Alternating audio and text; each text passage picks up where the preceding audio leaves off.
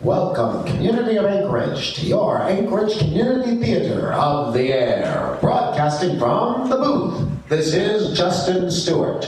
I'd like to offer a very warm welcome to those tuning in tonight from the villages and communities of Eklutna, Wrangell, Nulato, Kaltag, Utqiagvik, and Dillingham, and those across the globe. Tonight is a historic night. For the first time in ACT's 73 years of entertaining Alaskans, we are live streaming tonight's production to many rural communities, offering this one-time opportunity to enjoy Marvel. The equipment, capabilities, and hard work was made possible by ConocoPhillips and many in our community, notably Scott Eggleston running the cameras tonight, and ACT board member Cal Stevenson, who dreamed this up, Mary Giles, who staged it, and of course, ACT's Matt Fernandez, who wrote the play of which you are about to enjoy.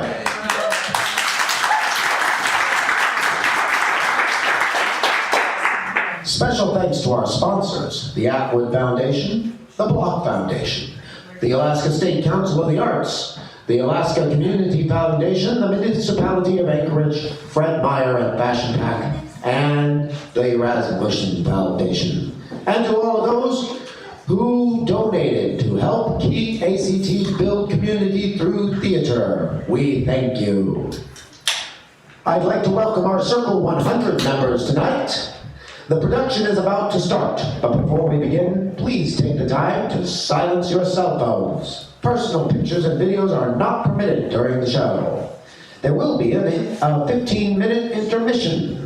As we prepare to take off, please remember the aisles are narrow. Please stow all personal effects and extremities within the passenger area. Those at home and those here in the house, sit back and let Marvel Crosson and the women of the 1929 Powder Puff Derby take you on a ride.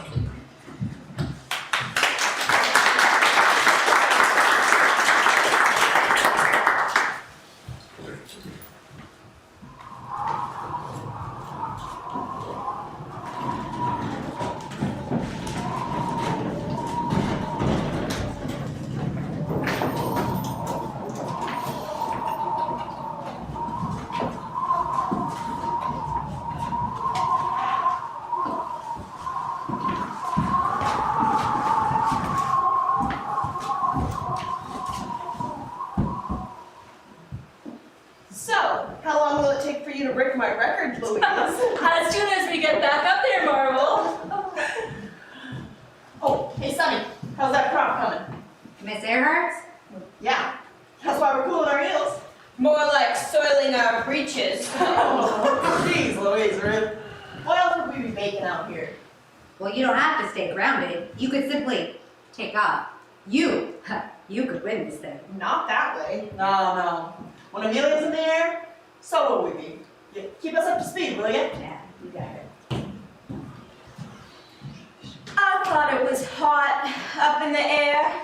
Dirt and grime in your face. It's hot. It's loud. It's beautiful. We'll probably be a bunch of deaf old biddies by the time we're all grandmas. What? We'll probably be a bunch of deaf old biddies. What? Oh, Poncho, you're incorrigible. Downright annoying, if you ask me. Exactly what I was going to say.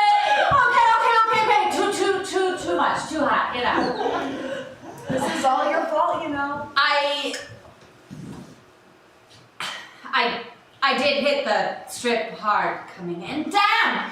Just a little. Grandmas. What kind of grandma ever did anything like this? Mine certainly didn't. She fussed over the stove, made tea, baked about any bread you could imagine. The world's never seen before the grandmas we're gonna be one day.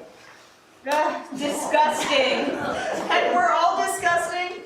This ain't what we're supposed to be doing. My grandma was no pilot or anything close. But my pappy, on the other hand, he used to go up in a hot air balloon. It became a family pastime being up in the air. I was practically born in the air. Maybe conceived. Pancho, you're the devil himself. You know, my pappy was the first to fight a war in a balloon. The Civil War. Army of the Potomac's Balloon Corps. He founded that corps. And the first time I ever did see a plane was because of my pappy. Yeah, he took me to one of the first exhibitions of some of the first planes made in the world, right after the riots. And I was just this fat little girl, and he looked at me and he said, "You are gonna fly in one of these one day." And he just said it, like it wasn't even him. That man, my pappy, anointed me. When was your first, Amelia? Boy, I was young too. Just a little girl, 11. Saw one at the state fair. Oh, me too. State fair in Colorado. My brother Joe and I were just kids. We saw it take off from the ground and it just ruled the sky. It was... Take me to a dad! Careful! Whoa, careful! Daddy, what is it? Oh, well, you know that, don't you? That's the propeller. Oh, stand back. Do you want it to chop you in bits? Come on. That man over there is wanting us to get out of the way. Got it. We'll step aside. Come over here. What's it do? What? What's the propeller do? Oh, you see, it creates what's called thrust. It's when the air... Dad, I know what it does. Oh, what's that? It makes it fly. And off it went free as a bird. I saw one in the sky first time too. It captivated me. Maybe someday some silly little girl will look up and see one of us flying and want to be just like us. Ah, they already have.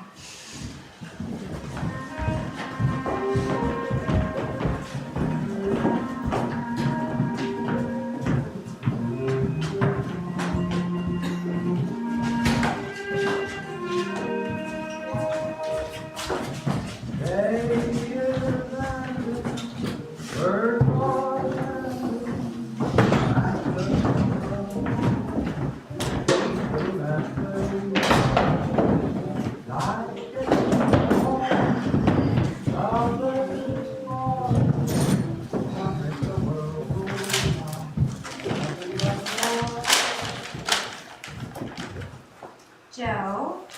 Yes, Mother? Actually, Marvel, can you go check on Zelma in the backyard, please? Sure, Mother. This is where the action is. We came all the way out here for you to pursue this flying thing. Do you know what you're going to do? No, I have some plan already mapped out. I hope it's more than just being here. Shoot, I don't know yet, Pop. Well, I'm not going to just drop in your lap, So Sonny. my idea is how we just got here. Next step is to figure it out. Can I say something? Go ahead, Marvel. Joe is going to flight school. I am? Of course you are. Because I want to go to flight school, but nobody will teach a woman. I've tried. There ain't any laws in the books. They just don't want to. So, Joe is going to go to flight school, and he'll replay everything back to me, and so in turn, we're both going to flight school. What's that cost? Oh, don't worry about it. I'm covering it. Think of it this way. We're both learning, 2 for 1 deal. I'm paying. Well, let's go back to how you're going to pay for that. Well, I'll work in the hangar. They'll have me there. And I can work at the Ralph and Francis here in town. Yeah, sounds like Marvel has a plan. Okay? You teach me everything, every day. Oh, Lord. Okay. At the table, my land.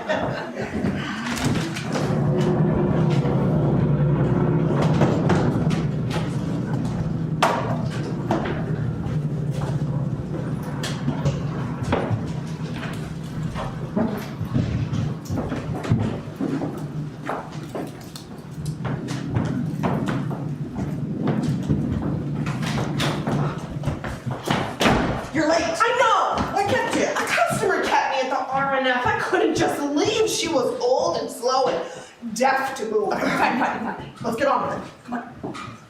Oh, wow! Oh, Joe! Here, put these on. Maybe. Wait. No one will recognize me in that dress.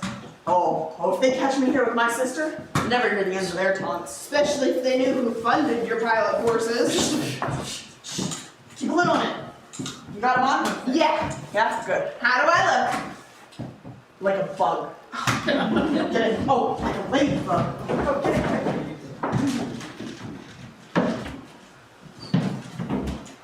Oh my God. Should I leave you two alone for a moment? Oh my God.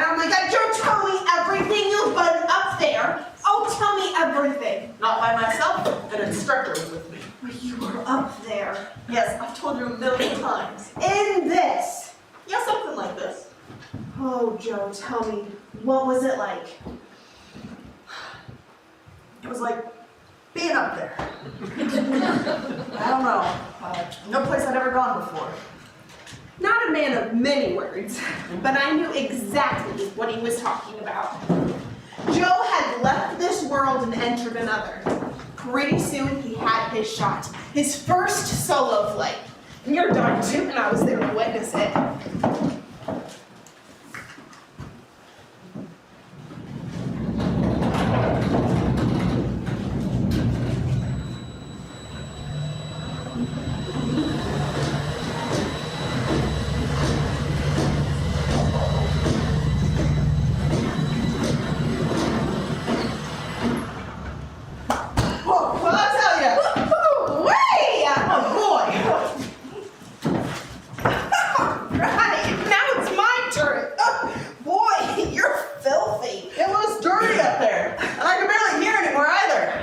Now that you've been up on your own, what? You know what? Oh, no. Yes. Really? Yes, really? We had a deal. You're my instructor, aren't you? All right, but if you want to live through this, you follow every word I say. Okay.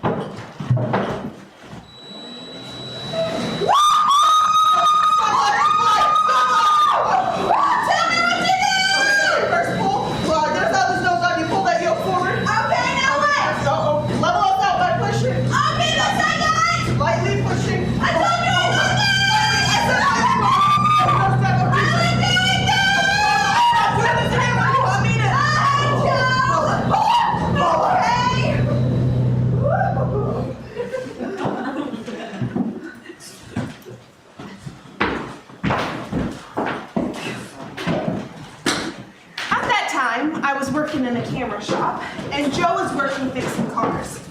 He applied what he learned to planes. Automobiles are not much different than prop planes, he said, except one goes up, I said. Joe was helpful, but he didn't teach me as much as I needed. So I hung around the Dutch class as much as I could, asking any pilot I could what they knew. Finally, they started to realize I was serious about planes, and most especially, flying them.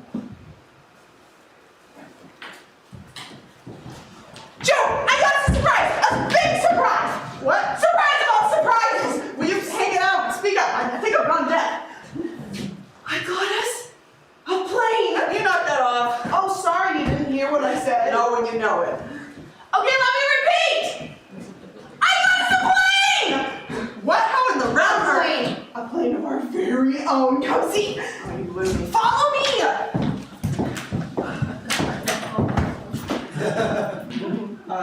What is it? This is an N9 seaplane. The U.S. Navy's version of a Kurdish Jenny, I think. Oh, I should have known. This baby flew and fought in the Great War. It's in a wooden box. Are you sure it survived the Great War? Don't be such a cat. This baby cost $275. Are you crazy? Yeah, it's kind of all of our money. Sister. But you know, we won't eat. Oh, we'll be too busy putting this together than eating. Oh, you think I know how to put together an M9? Aha! While you were learning how to joyride, what the heck do you think I was doing that whole time earning to pay your way? I learned how to put beauties like these together. Oh, I got it. So you can put together an M9 right now. Well, I didn't learn all of it. Say, we'll learn it together. I know it's just parts and scraps, Joe, but you were parts and scraps too. You didn't know flying a plane to speak in Chinese. Now look what you're doing. I'm sure we can, Mars. In the end, something we built together. Tell you what, I'm bored first. I'll go up first. Die first. I'm not afraid of that, not for this. I'll be the one to test it out. Oh, come on, shake on it. It's disgusting. Shut up and do what I tell you. Hurry, kids. The only way, Buster. I hate you sometimes. That's a deal. Can we at least get someone to help with this damn thing? And we did. We actually put all those random parts into something that was the most beautiful thing I'd ever seen. A plane of my own. Marvel Crosson has a plane of her own. I couldn't believe it. You know that feeling when something seems so out of reach, so far away, so impossible? And then there it is. It shows that, by God, I can be part of that something too. Alright, start it up. Well, fruitier than I imagined. I'm afraid they don't make planes with girls in mind, Marv.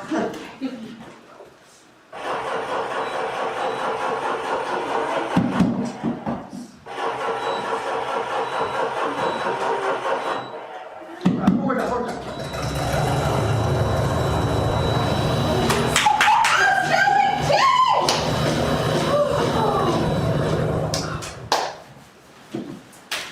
I was a pilot now.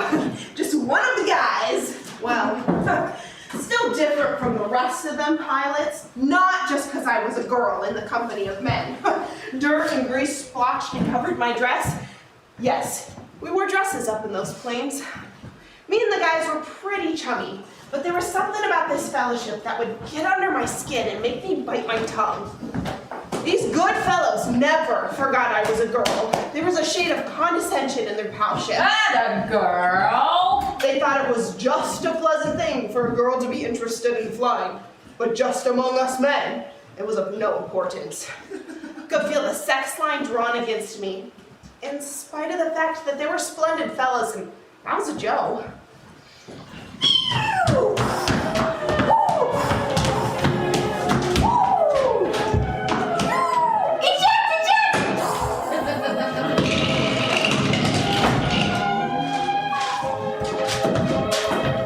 Oh, dirty rat. Hi, George. What is it, Joe? Oh, Mr. Bennett's done it this time. Done what? Sending me away. Send you away where? Alaska. Oh, God forbidden places. To punish you? Yeah, what else? Wants me to stay in some icebox called Fairbanks. Sounds exciting to me. Then you go. Joe, you get to fly and get paid doing it. Alaska sounds like a real adventure. Don't you get it? It's gonna have me all tied up doing hangar work. I won't get to fly a damn thing. Why? Get a clue. Who'd be a rotting mechanic? Worse, pushing a broom across the floor. Oh shoot, probably shoveling snow. Oh, that no good sort of, that no good jerk. Yeah. I'm sure you'll find a way. Marv, if you think it's so great, then you go. I wish I could go, you little brat, but no one's handing jobs over to me except for stocking grocery shelves and organizing film canisters. I'm no pilot. I'm a grocery girl, a regular dumb door to all those at the Dutch flight. And you know what? I could outfly any of those turkeys. They don't see my skill. They see my hair, my dress, but my little brother, they'll throw every opportunity at him. Why do you think that is? That's what I'm trying to tell you. Opportunities like this aren't great. Do you understand? They're more than I get. Is that fair? Just look at me. I'm automatically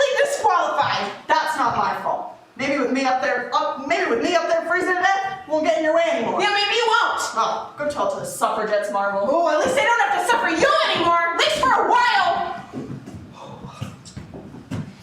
No, don't make me out to be like the rest of them. I've been the only one sticking up for you with those fellas, and I've been in your corner this whole time. I know you have been, Joe. Bennett chose you. He needs an aviator, and you're the best he knows. Yeah, but you're a great leader too. I'm sorry, Marvel. Now, this is just where we split up for a while. No more flying crossings, huh? It's just goodbye for now. What's a suffragette? Lots the teacher. Yeah, you're explaining that. Joe eventually got to fly all throughout the last frontier, visiting people and places that you can't get to unless, like he told us, dog or plane. He quickly made a name for himself up there, and Joe was right. His shadow left with him. It was now up to me to make a name for myself down here in California. It was all Marvel Crosson now, Marvel in her warplane.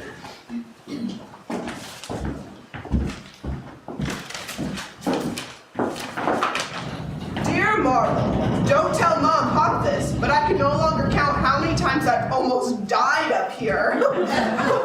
So exciting. I knew you would think it was exciting, and it is. 3 of my pals are headed out on a polar expedition. Hubert Wilkins, who's one of the 3, contracted me to fly a reporter to the town of Barrow. It's at the very top of the territory bordering the Arctic Ocean.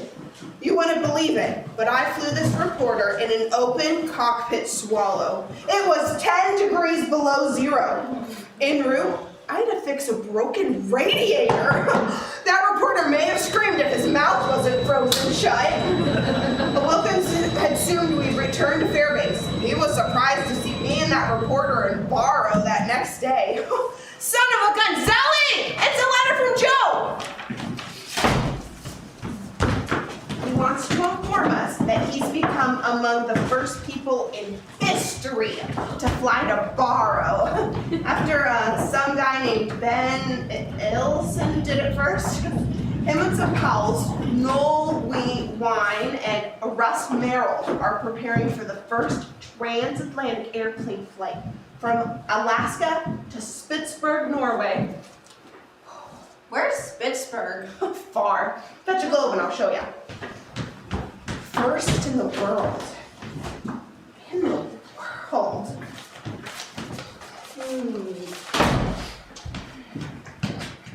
Norway's right there. First in the world. Where's Joe? Oh, let's see. Joe's in Alaska. Right there. That's where Joe is.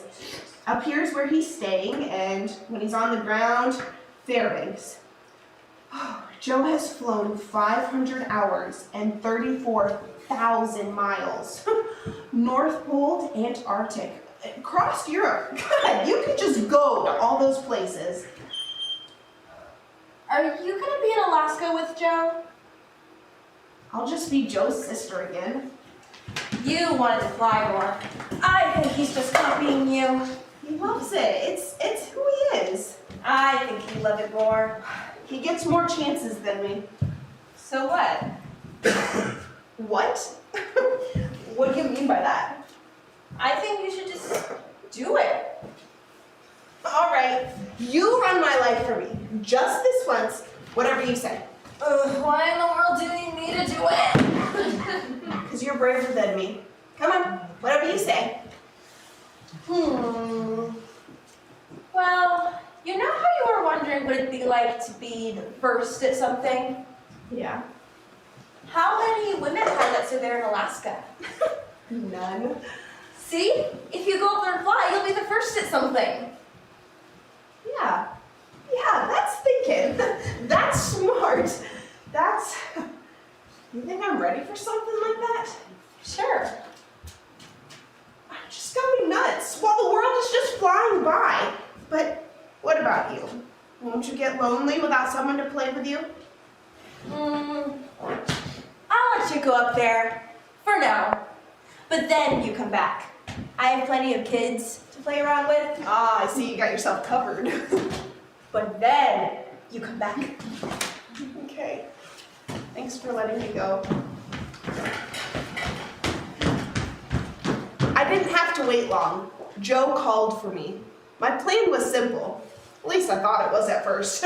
I'd sell my beloved N9 and take Zelma's advice. Get up there anyway, anyhow, anywhere I could drive a Ford to Alaska.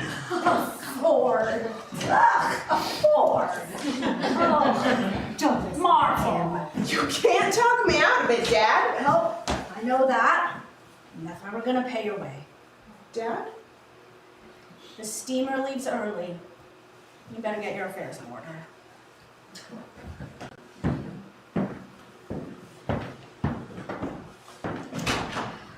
Oh, now it's your turn, my girl. Mom, I want to thank you. For what? I wouldn't know who I was or what I wanted to do if you hadn't let me try. I mean, you moved the whole family to California so Joe and I could have this opportunity. Well, now we're going to Alaska. That's what I mean. Oh, Marvel. The great thing about life is there's never just one thing to love. You have all these years, there'll be different parts of yourself, but in the end, all I want for you is to be an old woman who's lived a life full of purposes and accomplishments.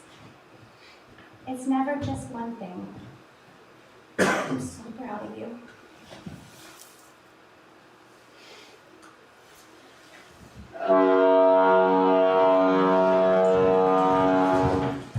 After Joe's final visit home, we headed up back on the steamer bound for Alaska, the last frontier. Once we reached the southeastern coast of the territory, it was beyond magnificent. The last frontier, a final chance for mankind. The wilds of Alaska matured me. I first understood true, serious danger, and at the same time, its beauty.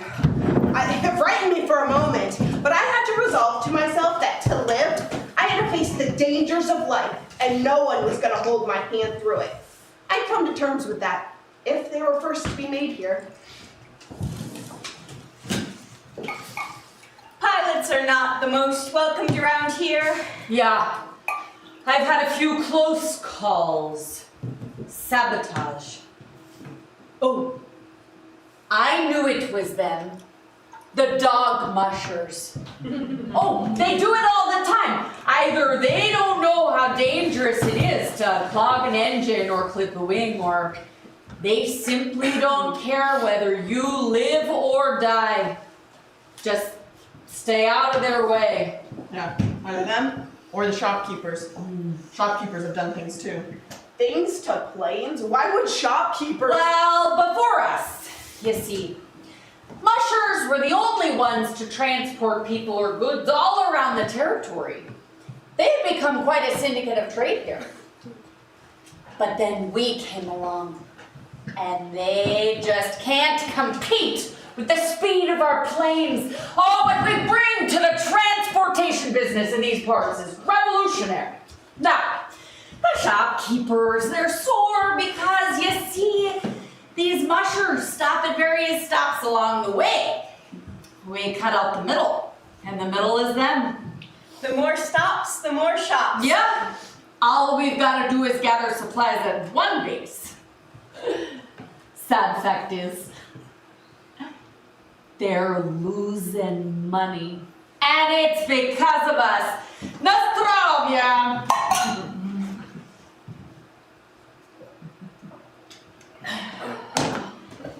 But that's why I inspect my plane before I go out every time. They'll kill ya. No fooling. Girl or man, don't matter to them. Well, not all of them would go that far. Wow. Sounds like you like that fact. Are you kidding? It's the most exciting thing that'll ever happen to her. She practically invites me home. This is her.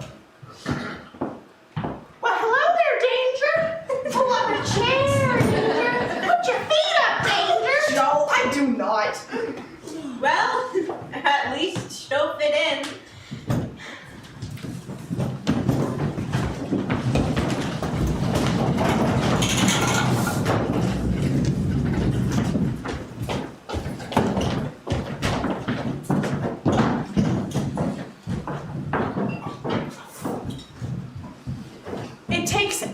hours to get your planes all warmed up, and then all the daylight nearly gone. Even the sheds and hangars are cold that you have to wear mittens, or your hands would freeze fast to the metal parts.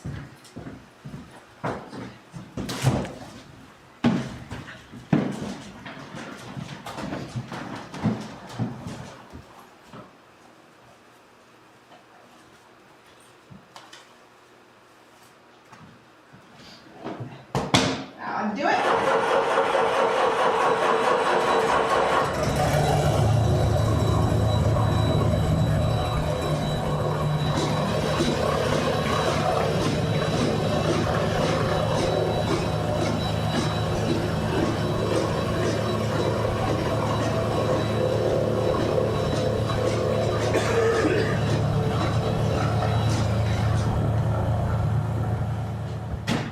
Didn't matter all this harshness. It didn't take long.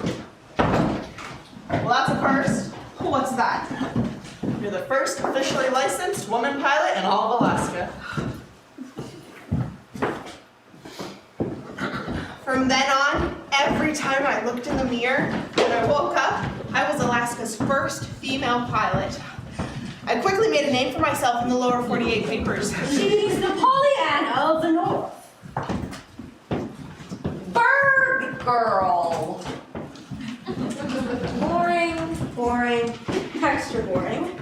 The grocery girl of Alaska! Dares death to spread sunshine and scatter watermelons over the Yukon's white wastes.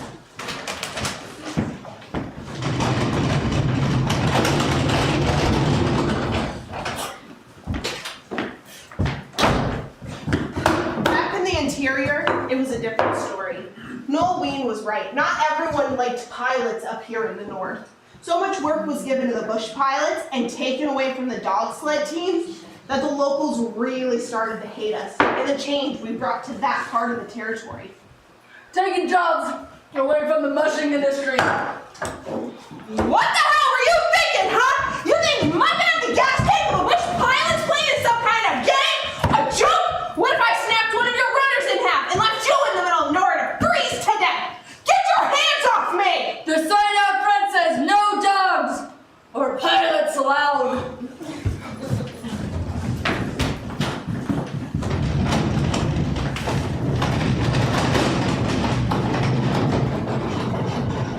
Warsaw Daily Times, Tuesday, October 9th, 1928.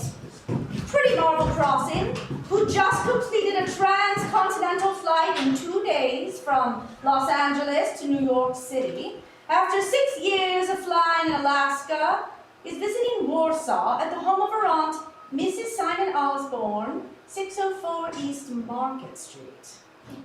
Miss Crosson and her brother Joe Crosson, now with Captain Wilkins' expedition to the Antarctic, were born in Warsaw, the son and daughter of Mrs. Lizzie Winant Crosson, who, when the children were 4 or 5 years of age, were moved to California. The Marseille Daily Press. The world is a small place is the belief of Pretty Marvel Crosson of San Diego, California. She piloted an airplane across the continent from Los Angeles to New York in 2 days and thinks no more about it than a normal person would think of a short automobile trip. Now Miss Crosson is awaiting information on the whereabouts of her brother Joe Crosson, like herself a rover of the aerial highways. Mr. Crosson, himself but 26 years of age, sailed from New York, September 22nd, with Captain Sir George Hubert Wilkins' expedition to the Antarctic. Quote, You know, continued the pretty aviatrix. this isn't my brother's first expedition with Captain Wilkins. In 27, making the first commercial flight to Point Barrow. Flying is not only our recreation, but our employment. It isn't all thrills, however. I'd never give it up, though. The girl aviatrix declared, and she displayed a number of pictures to prove it. The parka, or hood of the Northland, the heavy furs, and the snowshoes are part of her regular attire. But on seeing the girl with her dark bobbed hair, silk stockings, and small, close-fitting hat, one wouldn't be able to distinguish her from any one of the Ball State college girls who trip along the city streets. Back in the lower 48, I wasn't the only gritty aviatrix making headlines. Women in aviation. As soon as man hit the sky, woman is soon to follow. And they are quite a grand and dandy lot indeed. And not only are these winged beauties breaking records, soon after Lucky Ringy flew across the Atlantic, have women made their mark in the sky. Most notably, of course, is Amelia Earhart, the first woman to follow the lead in flying across the Atlantic. Amelia is not alone in her endeavor. There's the ever-glamorous Ruth Elder, the Miss America of aviation, who took off from New York in her flying bird, American Girl, who, though not accomplishing the feats of Lindbergh and Amelia, established a new over-the-water endurance flight record of 2,623 miles. Not only an aviatrix is Ruth, but a Hollywood starlet as well. She shines on the screen in such films as Joanne the Marine and The Winged Horseman. Then there's the toughest nails, Florence Pancho Barr, who has taken the industry by storm, literally. Her mystery circus in the air, barnstorming troupe completes such death-defying stunts in the air that have never been dared before. Speaking of death-defiers, Phoebe Oddly. Phoebe is no stranger to danger. The first woman to earn a federal pilot's license, Aubrey carries out the unthinkable with a fearless act. Watch the skies, and you might see her overhead, dancing on the wings of her plane, or even dancing off the end, hanging with only her teeth. Marvel Crosson, the Pollyanna of the North, as she is known, is making strides north as Alaska's first woman pilot, delivering goods and services to some of the most remote places and cultures in the world, and the first woman to do so. But that's nothing compared to her most recent accomplishment as the setter of a new altitude record and traveling from LA to New York in just 2 days. So tell me, Marvel, are those real Alaskan furs? None other. Or what kind? Oh, beaver, fox, and the mittens are wolf. Wolf. What's next for you, Marvel? Yeah, what's your next stunt? Are you gonna hang by your teeth? Oh no, I am no Phoebe Omley. I would think I'm brave, but not that brave. Come on, Marvel, tell us. What's next? The whole world wants to know. The whole world? Yeah. I already know what's next. Really?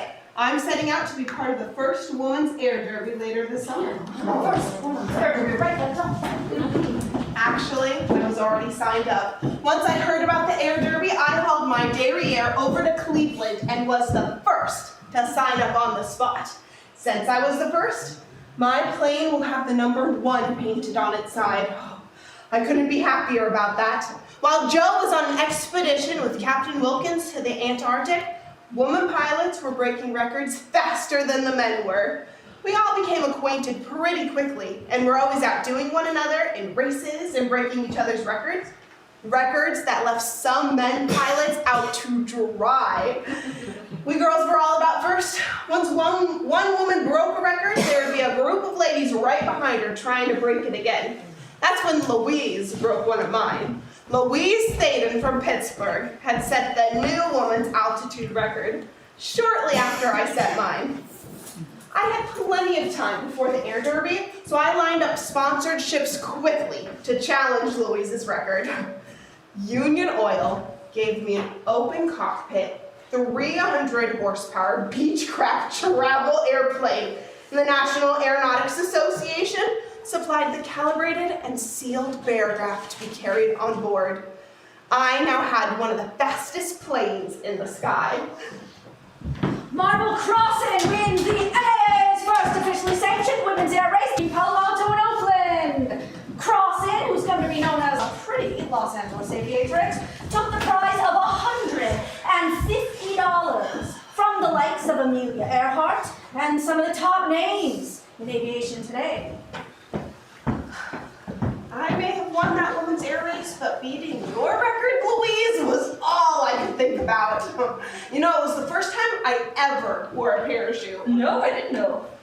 Being in Alaska was a great help. Temperatures I had to fly in, things could really freeze up. Oh, I know. In Alaska, I had flown in temperatures 20 to 30 below zero. High altitude seemed colder, even colder. It was February 10th. I took care of getting my equipment ready to try again.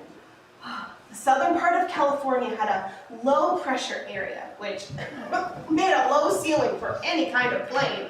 But with a sealed barograph, I tried for nearly 2 hours to get higher than 20,000 feet. But then the gasoline in my carburetor started to freeze up and my motor started to lose heat. I had to come back down and try again. Then, on May 28th, the new star in the clouds breaks the all-time altitude record. Yeah. You remember the date? Shut up. The proper Miss Earhart is coming. It'll take some time before it's ready to get back in the race. Hey, it is what it is.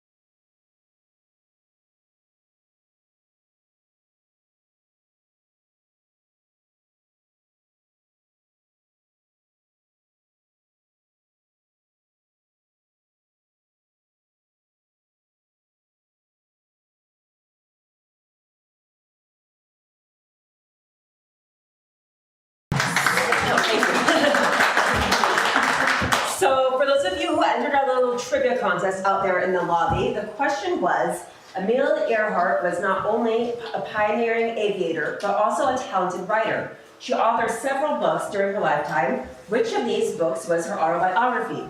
And your options were For the Fun of It or The Last Flight. And the correct answer is, can I get a drum roll, please? For the Fun of It. Yeah. So, you draw our lucky winner. Thank you very much. All right, it looks like, last name is Kelly. I said Dawn. Dawn, yeah, Dawn. Yeah, all right, Dawn. You are the lucky winner of this $2 concession voucher. That's what all it was. All right. Thank you, everyone. And now we present to you Act 2 of Marvel.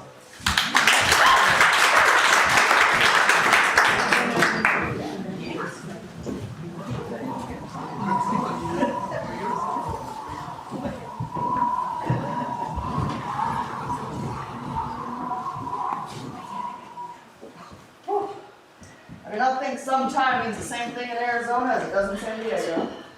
We're gonna have to get a water boy out here before we go back up. I'm draining. Hey, you never told me how you met that man of yours. Who, Emery? Hell, you all know about him. He's in Cleveland right now with Joe. Oh, waiting for you on the other side. Oh, how romantic. Oh, shut up! It is. You think I want to keep you on the ground? You can keep me, but I may not always be on the ground. I can live that. I can live with you. He knows me. He really does. How'd I meet him? Just like how I met all of you. Just playing the game. That story is not as interesting as his story. I started pilot training in 1923. He was already considered a master mariner at that time. That handsome face, that mustache, that daring flight across the Pacific, just like Lindy did across the Atlantic. Ex-military pilot Ernest Smith, an airmail flyer, was determined to have his single-engine travel air monoplane make it to Hawaii. Captain C.H. Carter bowed out, and I applied for the job. I had sailed across that ocean many times before. Now, I wanted to fly over it, see what it looked like from above. I got the job, and the plane, ooh, juicy! You should have seen that thing. Oh no, here it comes. No radio! Navigation equipment? Ha! Barely any to speak of. Nothing! Where were the charts? Hell, a compass, at least. I could see why Carter bowed out. They turned it around about 2 weeks and it was ready to dance. Top quality radio. 3 compasses. The master compass calibrated so finely that a deviation was eliminated on the westerly heading. The Army Air Corps made a transmitter and receiver specially for a trip. You were ready to go. We were ready to go. He knows me more than I think I do. If he didn't, he may have not had the guts to ask me to marry him. Ladies and gentlemen, I want to introduce some of the greatest flyers in the history of aviation. The women flyers are going to be contestants in the great National Women's Air Derby from Cloverfield to Cleveland. Let me introduce you to Florence Oscar the lovely Marvel Crosson, Alaska's first female pilot, world-famous Amelia Earhart, Ruth Elder, Ruth Nichols, Phoebe Amelie, Louise Staten, Miss Thea Roche from Germany, Bobby Trout, Claire May Fahey, Edith Bolts, Mary Hadcliffe, Jesse Miller. Marvel, Emery. Joe. Well, ladies and gentlemen, I'd like to announce that my big little sister has just shattered an all-time altitude record. 23,996 feet. Marvel Crosson!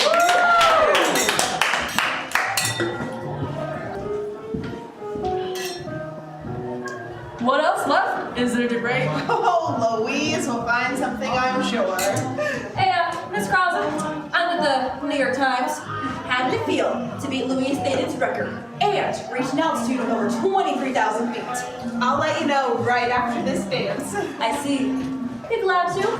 I've danced enough with the media today. I'll be dancing with this fella. Excuse us. What sort of dance do you do with the media? The foxtrot? The Lindy? The tango, of course.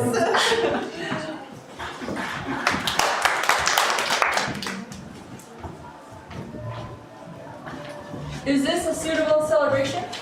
Yes. Suitable enough for you? What are you getting at? I thought we'd be back up in the air as soon as you came down. You're down here. We can go up together. I am ready to go right now. Oh, I'm dancing, and I'm no Phoebe Omley. I can't stay down. You know what I mean? You think I want to keep you on the ground? No. Then marry me. Oh, I will.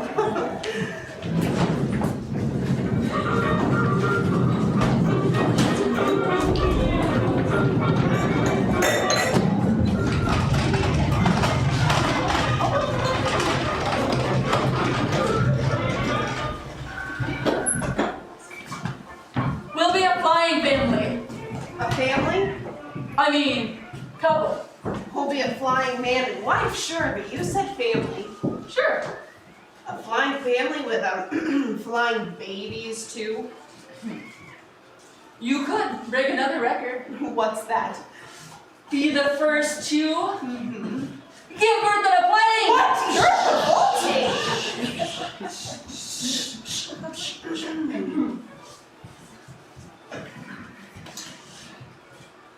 I want to get married when you land in Cleveland. You mean when I win in Cleveland? Right. That's if you win. That's not gonna happen. Of course not. What was I thinking?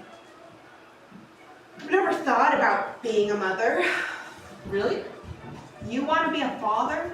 Well, been too busy too? Yeah, I do. Really? Yes. Well, I'd prefer to have them on the ground, though. Yeah, I'd be okay with that. Really? Babies in a plane? What is wrong with you? Ladies and gentlemen, the first annual Women's Air Derby.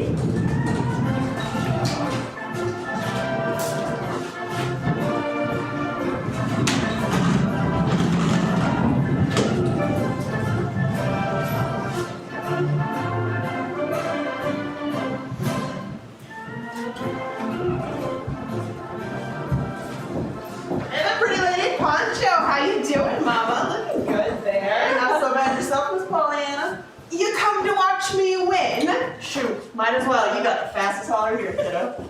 Hey, can you keep a secret? I mean, not tell a soul. No. Oh, all right, out with it. I ain't got all day. It is hot as hell. Okay, shut up and let me tell you. Oh, shut up. You're telling me to shut up. Yeah, that's a lot to ask. You're impossible. When we get to Cleveland, you'll be calling me Mrs. Yeah, Mrs. what? Mrs. Frostbite, Mrs. Oh, shut your mouth. Bronte. Shut your face and propose. Shh. Oh, not even Mom Pop? No. Not even Joe. Does Emery know? Oh, shoot. You think I should tell him? No, that is outdated. Here we have Poncho Barnes, Barnstormer, with the Alaskan Bush Pilots, Marvel Crosson. Have any words for each other? Plane be slower than mine. Oh, hey Louise, don't make yourself famous. Poncho. Marvel. Louise. Miss Thaden, how do you think the race will go? Well, I'll tell you, Marvel here, hers is the plane to beat most definitely. She's flying the new Travel Air Speed Wing Chaparral. The Chaparral, right? See, that's quite a plane. Yep, there's plenty of speed there. Oh, hey pal, would you make sure to get this to the post for me, please? Right away, Miss Crosson. Obliged. Wedding invitation. Oh, shh. No, it's a letter to an old teacher of mine. can tell you a thing in secret. No, you cannot. Ladies. Ah, the famous Marvel Crosson. Nice to see you again. Amelia Earhart.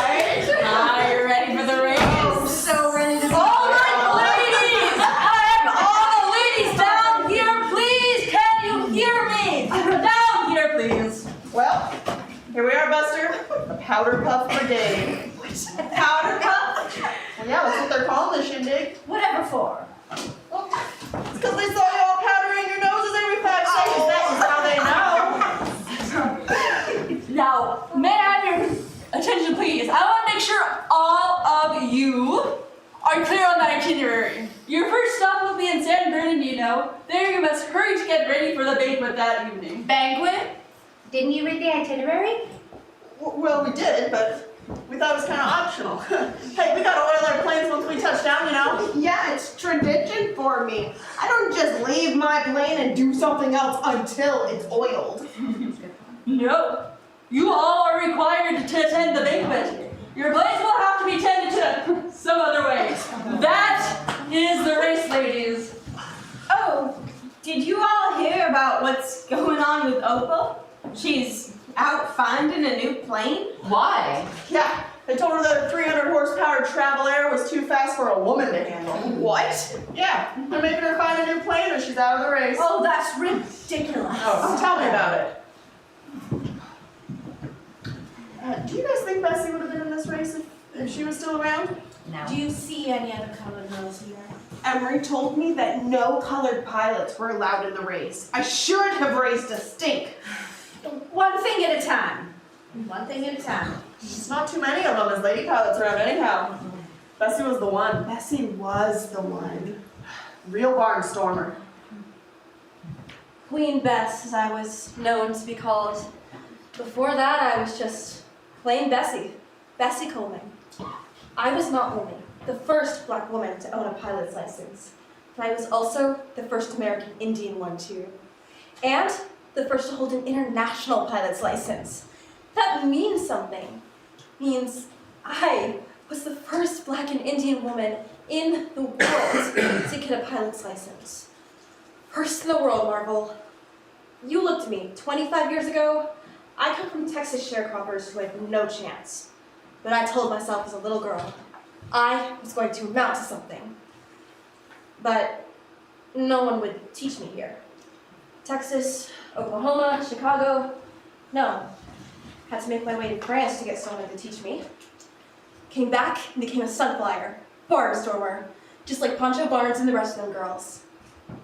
In order to make a name for myself, I knew I had to learn to do more stunts. But no one ever wanted to teach a Negro woman anything. Had to go back to France to get someone to teach me again. Came back, for good this time, and it was time to prove myself in America. In Chicago, I performed at an air show, honoring the 370th Infantry Regiment. Oh, I showed them all kinds of dangerous stunts. Figure eights, loops, near-ground dips. Oh, how that crowd cheered for what I had done. Forgot what I looked like in that cockpit and saw all above that. I was that plane. I made them see me. They couldn't deny what I was really able to do.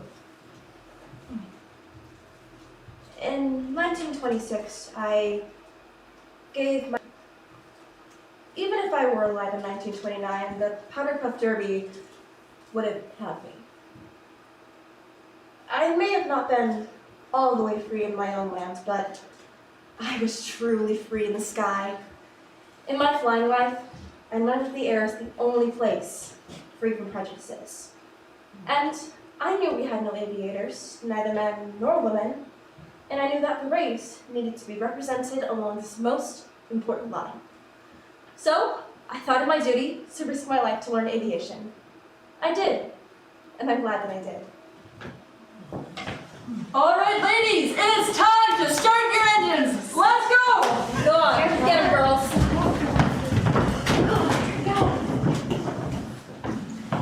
And they're off.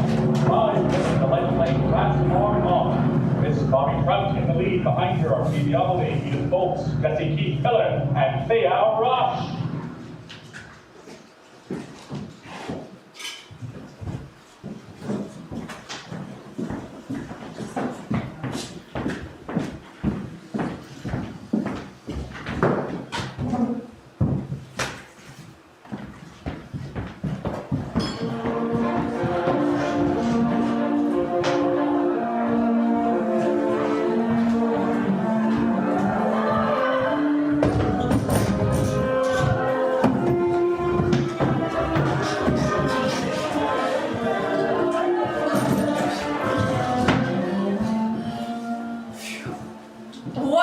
took you so long? Where the heck have you two been? We've been worried. Well, it was either get cleaned up or get all that dang dust and sand out of our engines. We chose the latter. Oh, well, you two look like Hell. I believe congratulations is in order for Pancho Barnes, the winner of this first leg of the race. No. Hey, follow my ass by courtesy. Don't wear out your congratulations. Don't wear out your clapping hands. There are plenty more to come. Thought I'd give you this one, Paunchy. This one last hurrah before you start coming in second. Behind me. Oh, here we go again. Keep letting me win, Marv. Just don't keep telling yourself you're letting me win. Oh, put them up. The bigger they are, the harder they fall. And don't hurt yourself, Juice. Come on, women.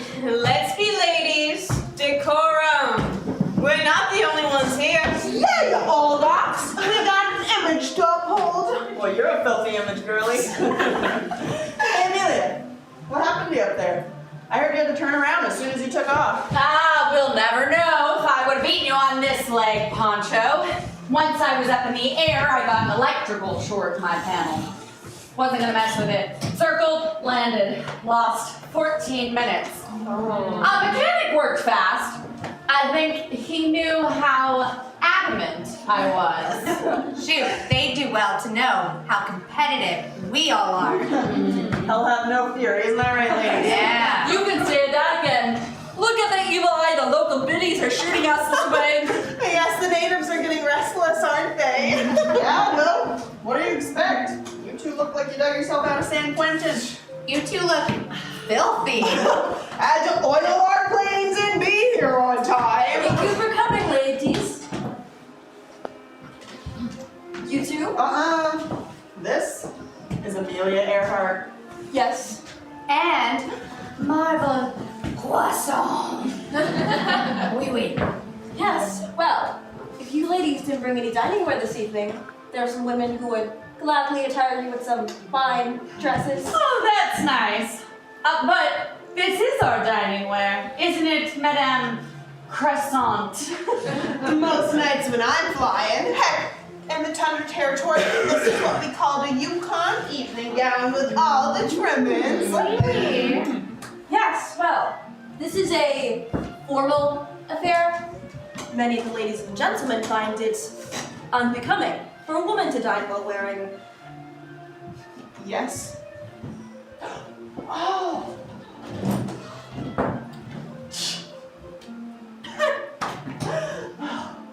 You mean pants. Pants? But I'm not wearing any pants. I'm sorry. I think he means your jodhpurs, dear. Oh, my jodhpurs! Well, these are jodhpurs, my dear sweet man. Jodhpurs. What is wrong with you two dames anyhow? Don't you know everyone can see all of what you got going on down there? Oh, don't worry, mister. We'll take them off if you like. Well, heck, we'll take them off right Okay, sit down, Marvel. Oh, we Fun, are we, ladies? Look who's bringing in the big guys. You guys having fun? Yeah, we will when the beers get here. You deserve it. Moderately. A safe and successful first leg. Congratulations to you, Miss Barnes. And to you, Miss Route. what's the next course on our route, Sonny? Alright. Next you'll be landing in Calexico. Calexico? Yeah, Calexico. Hey, no, look here, I'm serious now, Sonny. Calexico just won't work. Won't work. What's the matter, Poncho? Have any of you ever seen that skinny little landing strip? No. Well, I've been there. I nearly killed myself trying to land a little old Curtis Robbins on a thread no larger than the San Marino Creek. Yeah. Hey, we got heavy-duty planes here, pal. We ain't certainly all gonna fit. No, you're gonna have to choose a different stop. We ain't landing in no Calexico. Well, sorry, ladies. That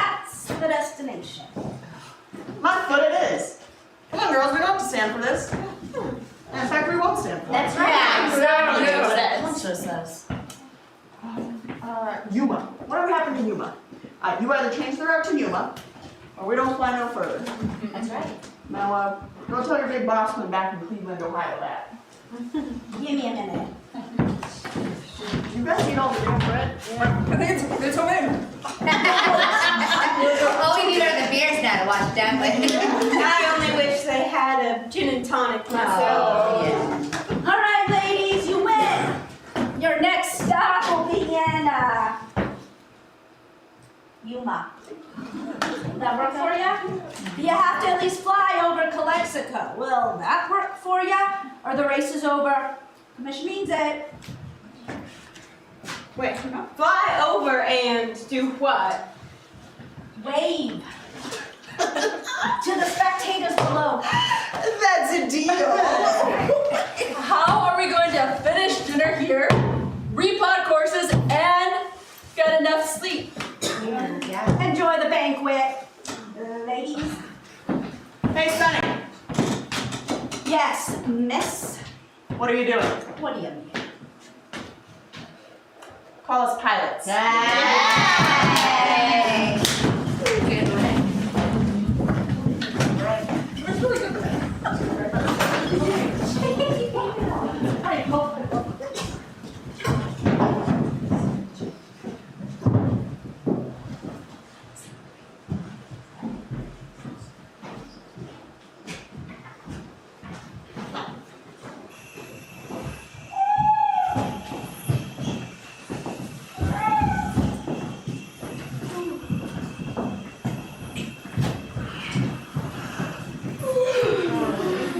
Jeez Louise.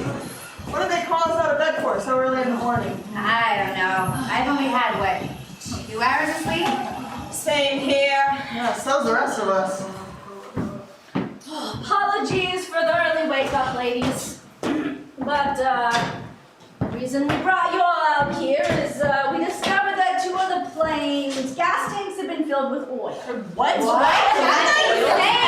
there some kind of mechanics error? It means that some brilliant idiot filled our gas tanks with oil. Is that what you're telling me, Sonny? Precisely. Wait, who? I trust you pilots to check your planes and get them ready to fly out as soon as you can. No. Hey, something really sucks about this. Okay, here's what we're gonna do. From now on, we're gonna park all our planes in a circle in order to keep track of them all. That'll bring us some security around this whole thing. Hey, Thea, come here. Thea showed me a telegraph series that said, "Beware of sabotage." Sabotage? Yeah. Yeah, you see, that is exactly why we're gonna start taking these precautions. No plane is to be left by itself. I'm telling the press that I will not fly into this to win. I just want whoever this is to leave me alone. You can't do that. You can't let them get the better of you. I'm not going to get myself killed over this race. Listen, we gotta hurry and get ready. They're gonna announce us in a couple of hours.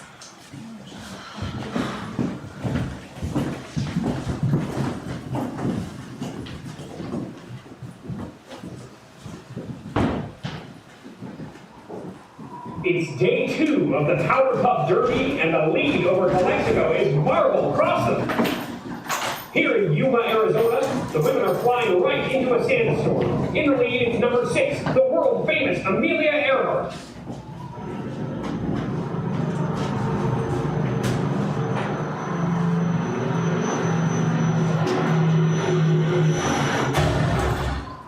She's down hard. The nose of Earhart's Lockheed Vega has crashed into the runway in an abrupt stop. Are you alright? Yeah, just a rough landing. I couldn't see anything through that sandstorm. Your nose is bleeding. I got it. You all right? Yeah.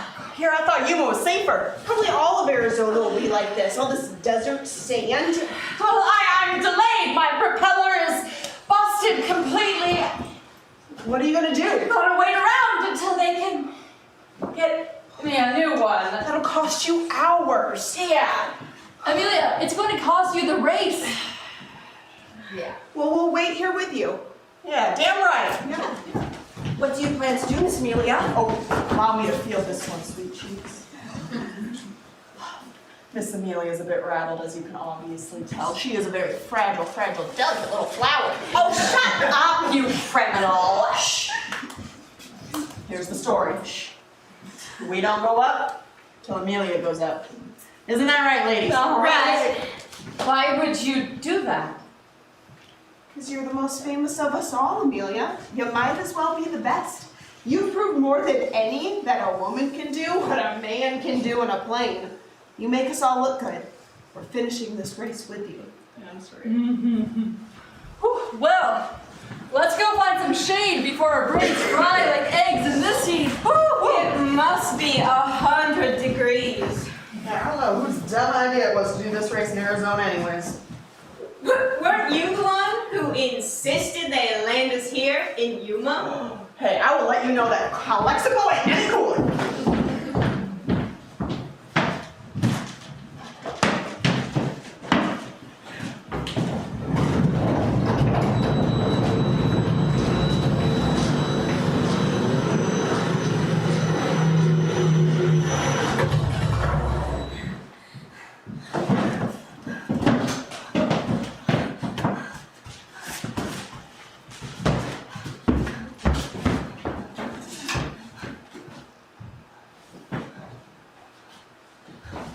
Is everything all right? It was wobbling out of control. My God! Herb, look at this. What the? What could have eaten through something like that? A fire? No. No, this was something else. This was like acid. What in the world? I was afraid of this. What? Yeah, something like this. You see that? That was done intentionally. That's what I'm thinking. Oh, if I find out who. Putting my wife in danger! Why? You know they don't want you up here! People! Men! Men, that's who. Women pilots are a threat to their aviation businesses. Don't you see? Because you and all them other ladies up there, you're flat out good. You're better than a lot of them. They don't want you to do this race. I gave my whole life to be here. Whose way am I standing in? Can't I make a way for myself too? This is how I do it. How all these girls do it. Why would people stoop to this, Herb? What? To murder? We've got to tell someone. They don't want you to succeed. Any of you. They're terrified of something, like you're gonna take their jobs or something. Oh, people are out of work enough as it is already.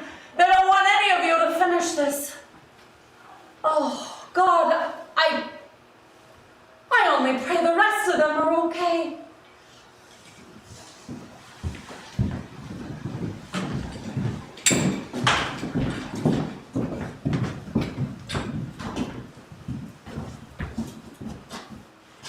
So far, in this race, women pilots have run into many difficulties with electrical and engine problems. This is Bobby Trout, who held the lead over Phoebe Omley.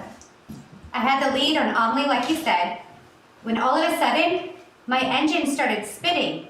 I had to bring her down about 6 miles from Yuma at the Mexican border. I was low on fuel, which is really puzzling, seeing as how I had fully refueled back in San Bernardino.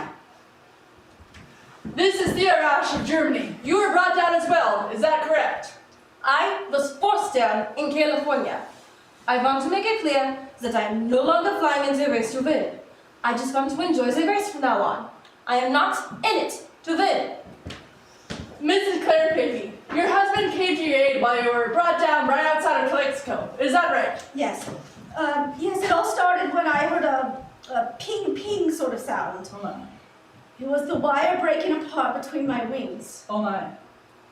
I have part of the broken wire right here. Let me take a picture of that.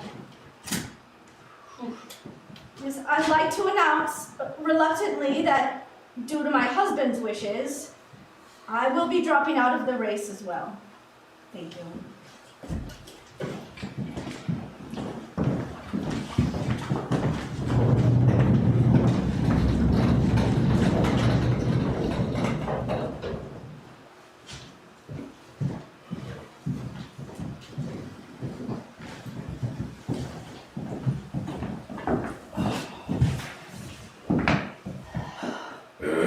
I'm nothing but water under all this. Yeah, I got Niagara Falls coming out under my boobs. Oh, goodness, Poncho. What?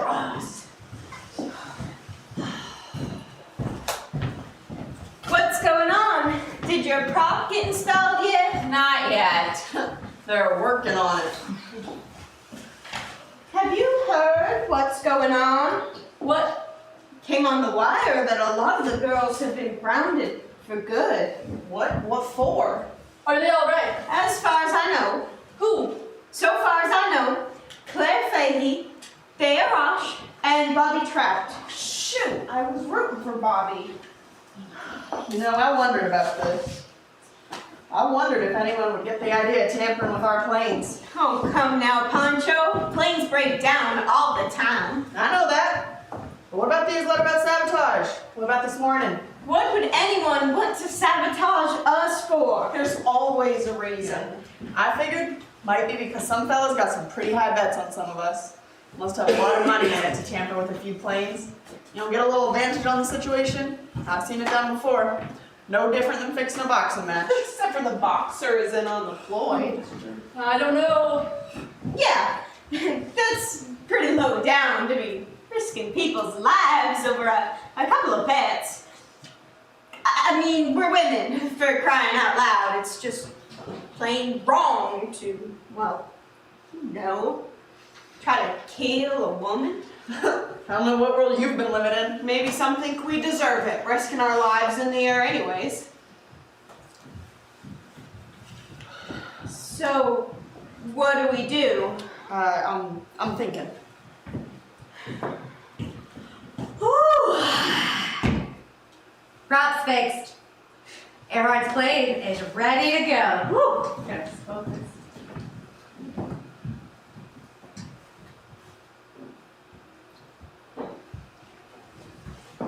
No, hey, no, I'm not gonna let those bastards kill us. Right, it's not worth it. No, we're calling this thing.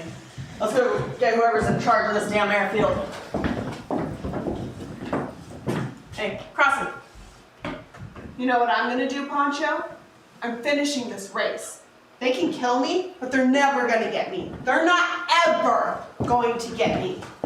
Not what we refuse to go on with this race. Here, come on, we're gonna get them where it hurts. In their pocketbooks. We're gonna show that we're not gonna take this from them. Don't you see? That still hurts us, Poncho. We'll be the quitters and cowards and the scared little girls they think we are. This will hurt our chances of ever being taken seriously by a big aviation organization again. We'll just stay on the fringe, not have what we earned. And what's that? Ownership. Be the center of aviation that we should be. Damn it, I'm scared.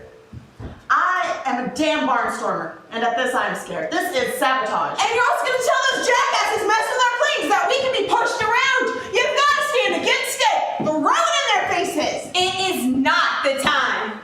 Don't you see what you're all doing? Ladies, been in the sun too long. We are the best pilots in the world. Us, women, are the best in the world. No one saw that coming, not even us. And here we are, living out history right this minute.